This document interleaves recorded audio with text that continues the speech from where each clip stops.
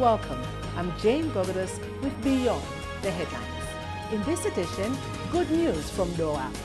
An innovative teenager lights up an entire village.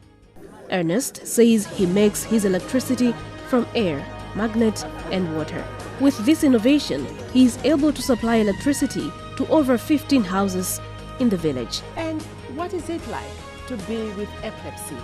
We hear the story of a 73-year-old. Moyo wa tsiku ndi tsiku ndiyoti ukoneka kuti timadalira mankhwala. Kufa tsiku lililonse tiyenera kutani kumwa mankhwalaji. My life is dependent on drugs. The moment we stop taking drugs, immediately warning signs show. Once again, welcome to Beyond the Headlines. They say adversity builds character. This is a story of a poor young teenager from Dowa who has gained nationwide fame and attention for his innovation that has lit up Chinguo village. Andrew Ernest is producing electricity from simple and readily available materials, simple wires and a magnet. Beatrice Mwape went along to see the innovation. In 2018, Ernest dropped out of school for lack of tuition fees. He was in Form 2 at that time, not educated enough to seek employment. Upon dropping out of school, many end up lazing around with nothing to show in life. Ernest detested his idea and wanted to make a difference to his life and that of his community. I noticed that there were many challenges for villagers as well as learners because of lack of proper lighting. Then I started thinking of how I could help. At first, I managed to make electricity from lemon juice. It could light bulbs, but that was not enough. That was in 2016 when I was still going to school. I had that urge to help the village, especially by reaching out to those who were struggling to bring light in their homes.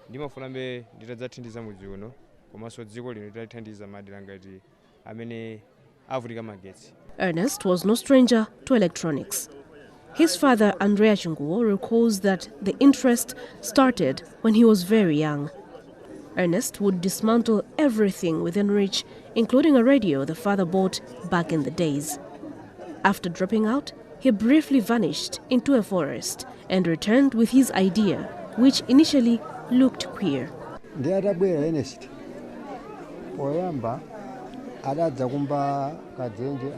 When he came back from where he was, he started digging around the compound, but we did not know what he was doing. We asked him what that was. He just said, "We will see what he was about to do." Then we saw him erecting poles, connecting them to wires and bulbs, and there was light. That was before he made the transformer.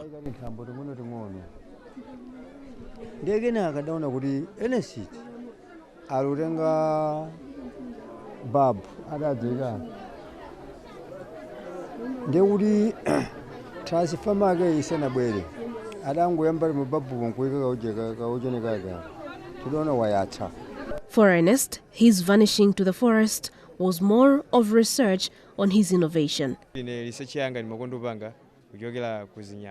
do my research with animals. I examine them and how they behave. Therefore, when I came back from the forest, I had to think what I could do with what I had learned from the animals. While there, I discovered a magnetic stone. Then I tried to make energy with that stone. It later lightened the bulb. Then I expanded the magnet to bring more energy and supply the power from 4 houses to 10 houses.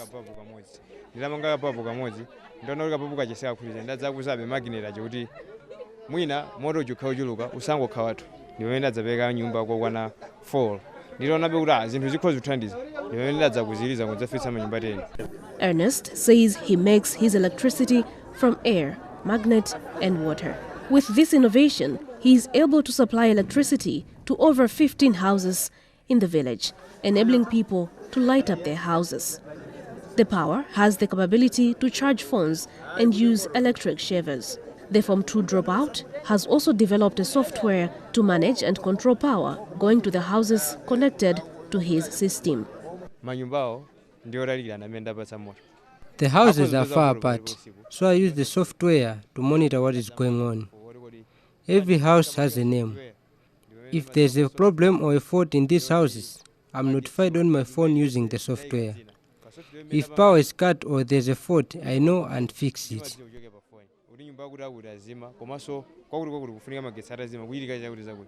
Villagers are accessing the power free of charge. His innovation has lightened up the village and made life easier. Previously, we were struggling to find batteries. Now we have electricity all the time at night and even in the morning. We do not have challenges anymore. If this is scaled up, we will start to think now on how we can improve our lives using this power.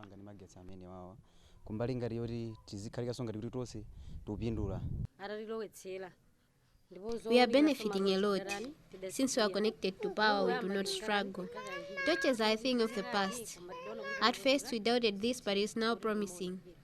We have constant and perfect lighting at night.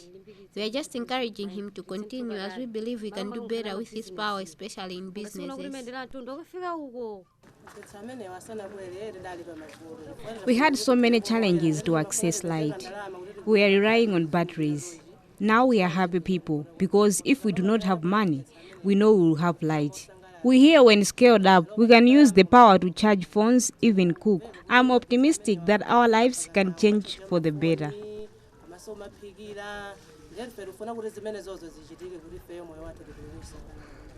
The power generated from Ernest's innovation is not only benefiting his village. The surrounding community has also tapped in. Ernest has also connected power to feeding shelter at Kongwe 2, his former school, making it easier for the women who cook porridge for learners. Josiah Kagalu is the school's headmaster. This innovation will also help some areas, like the cookers, they came area in the morning, so they don't have any lights. With the coming of this innovation, lights is available now. For his friends, you can say that it's an interesting thing. Ernest is inspiring other learners. Ernest finds a lot of inspiration in China's technological advancement. He says Malawi needs to invest in technology in order to attain sustainable development. He hopes to come up with other innovative solutions, but is not keen to go back to school, at least for now. I can go back to school, yes, but my main interest is to have ideas, think and implement. When it comes to school, it's still science for me. However, I have issues with it because we are taught what others already did.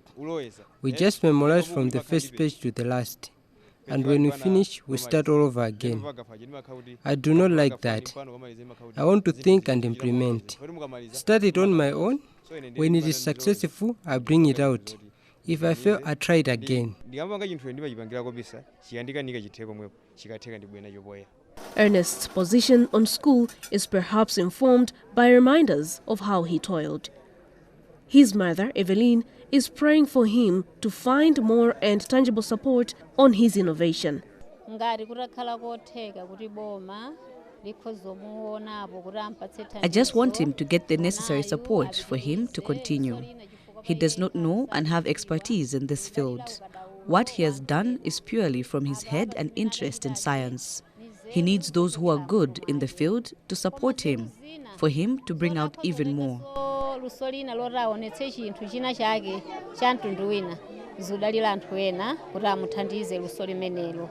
Ernest has raised the profile of one remote Chingwo village in Dowa. His captivating story is trending on social media, with some applauding the young man for the innovation and called on energy experts to support and strategize on how such local initiatives can be safely replicated. Gift Kadzamira is the Director General of National Council for Science and Technology. These are the issues that as NCST as well as the government, we need to embrace and promote and support. Because as you can see, this is a remote area. You don't have power coming from the grid.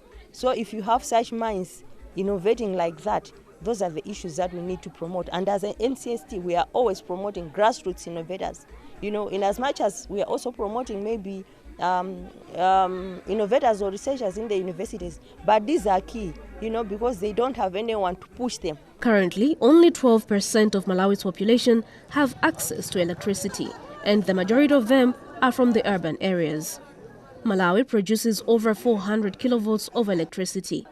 It is promising that if Ernest's dream of taking town life to village materializes, more people in rural areas will live an improved life. However, one thing is certain: the 18-year-old needs more support from relevant stakeholders to ensure its safety, replicate the innovation, and make it sustainable in order to reach more rural communities. Beatrice Mwape for Beyond the Headlines. Epilepsy is a chronic, non-communicable disease of the brain. According to the World Health Organization, WHO, the disease, the most common disorders of the nervous system, affects around 50 million people worldwide. It is characterized by recurrent, unprovoked seizures, which are normally brief and are sometimes accompanied by loss of consciousness and control of bowel and bladder function. The condition affects people of all ages and ethnic background, and usually those with the condition face discrimination and social stigma. As the world commemorated Epilepsy Day on the 12th of February, whose theme is My Epilepsy, My Journey, we take a glimpse at the life of 73-year-old Saulos Kampulusa, who has had epilepsy since childhood. This is his story. For 73-year-old Saulos Kampulusa of Nsanganiza village, Ensomba in Blantyre, life is full of anxiety. He's not sure what will happen to him and when a seizure will occur. He suffers from epilepsy, a condition that he's had since he was a child, and seizures have been the way of life for him. Knowing that he might likely go into a seizure anytime stresses him so much. Moyo wanga umakhala bachopyezo chifukwa chosowa zakudya chifukwa tikamama mankhwalaja timafunika kuti tirani tidye chakudya. Epilepsy drugs require eating before we take them. My life is at risk mostly because I do not have the support. In most cases, a day goes without having anything. I have to go out and do some pieceworks for me to at least eat, but the challenge arises when I develop fits into the process.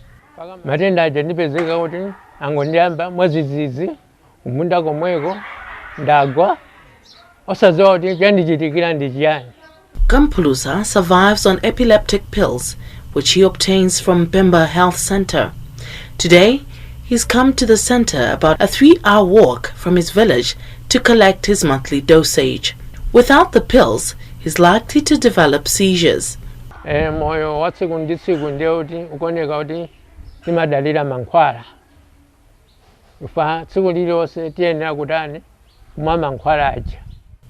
life is dependent on drugs.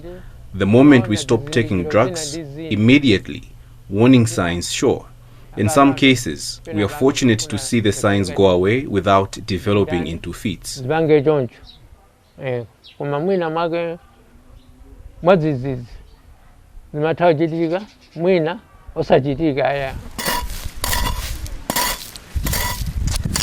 People with epilepsy are prone to seizures at any given time and need someone to look after them in the event they have fits. But that is not the case with Kampulusa. The widower lives alone and has no family member to assist him when he has a fit. His 3 children are all grown-ups and live with their families away from the village. Kampulusa struggles to make both ends meet. He has no reliable source of income to survive on and survives on doing pieceworks. But for a person in his condition, menial jobs are hard to come by, as many are reluctant to engage him, fearing the fainting spells.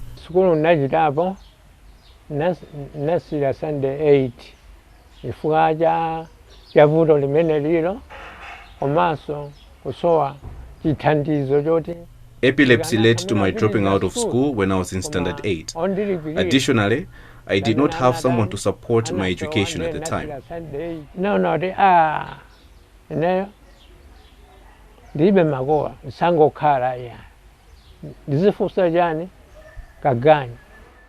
Having lost my parents, I decided to look for a job as a shopkeeper.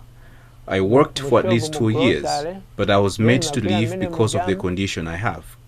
I looked for employment elsewhere, but on 2 occasions, I was made to leave because of the same, my condition.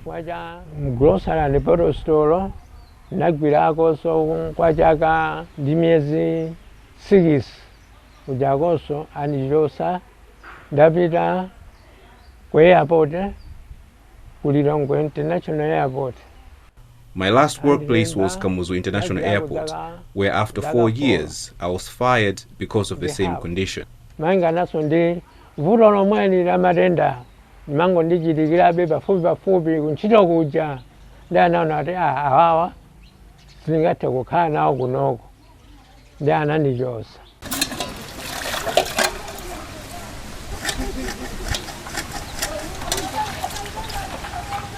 Finding food is one big challenge as a result. Also in Sanganisa village is Filiat Lucius. The mother of 2 and 3 grandchildren is also epileptic. When there is no medication, we try as much as we can to find pieceworks so that we get money to buy the drugs. We go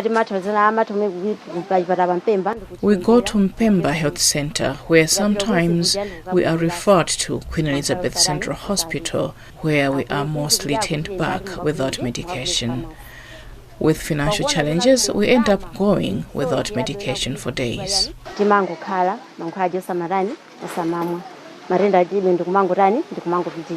Kampulusa and Lucius are not alone in this predicament. According to Kampulusa, who chairs a local support group for people with epilepsy, there are about 90 people with the condition in the area.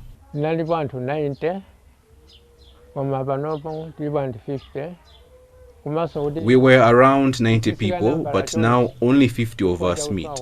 Lack of medication at this hospital has contributed to the reduction in number. People feel discouraged when they find there is no medication at the facility.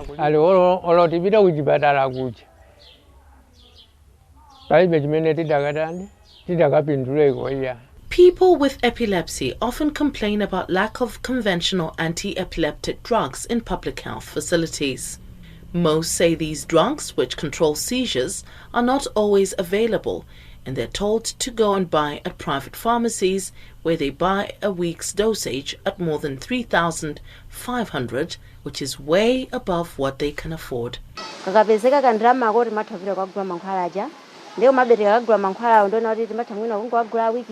In an event we have managed to raise money, it is mostly for a week-long dosage that costs us 3,500 kwacha.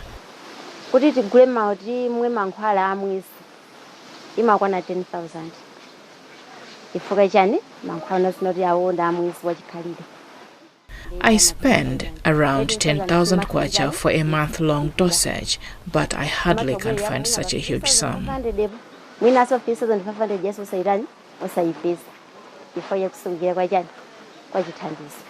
However, a member of the epilepsy outreach team for Blantyre, stationed at the Gateway Clinic, Susan Chawilima, acknowledged the shortcomings but said the facility ensures that alternative anti-epileptic drugs are always available in case the prescribed ones have run out. There are challenges like shortages of some essential drugs, but we try our best because it's not only a drug which work on our epilepsy. We have got the first choice here is phenobarbital, but when it's out of stock, there's another alternative like carbamazepine. We also use it as a treatment of epilepsy. So when clients come, we told them that, though these phenobarb are coming out of stock, they are rarely found nowadays, we can also use this second drug like carbamazepine. So people are always assisted with the other drugs if some drugs are running out of stock. Life is about living. Despite the challenges, Kampulusa lives, one day at a time. His wish is for society to embrace people with epilepsy and treat them with the dignity they deserve as human beings. Now, the International Bureau of Epilepsy is one organization fighting for the rights of people with epilepsy. The organization brings to the fore their challenges and experiences. Action Amos is the organization's outgoing president, responsible for Africa and regional coordinator. Well, it's quite challenging to be a person with epilepsy in Malawi as well as in the whole region of Africa. One, they are stigmatized and stigmatized at different levels. One, it starts within the family itself, in the community, and then even in institutions themselves. You start thinking about in a family where a family might decide not to send a child with epilepsy to school. That means their life journey from that moment, it's actually affected. When it comes to issues to do with development, where we live in our communities, most, even our own chiefs, you would find that they discriminate when it comes to development issues, farm subsidy, Mtukura Pakomo, and all other things to support these people. They'll say they will not be able to be active and do anything. So mainly the life that they are leading is quite that of a marginalized person. And how are they surviving in view of all this? Well, it's quite a challenge and quite a pity.